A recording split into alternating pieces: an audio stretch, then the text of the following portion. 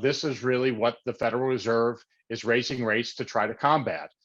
So the more persistent inflation is, the more aggressive the Federal Reserve has to be. There was thought that they could raise rates 3/4 of a percentage points in the next couple of weeks. That's almost a near certainty. So there were recession talks going into this number. I think now the fact that the Fed has to be more aggressive in combating it means that the likelihood of recession is probably increased. Think about it this way: this is a cancer that the Federal Reserve is applying, chemotherapy to, and the more chemicals we have to use, the worse things are off for the rest of the body. And unfortunately, monetary policy works with a lag.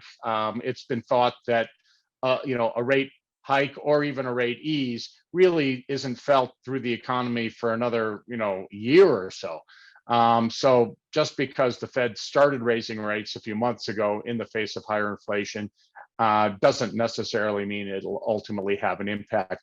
So a lot of what we're seeing is really more of a supply constraint than it is demand driven. And the Fed obviously can't pump oil and they can't grow wheat. So all they can really do is impact the demand side of that supply demand equation.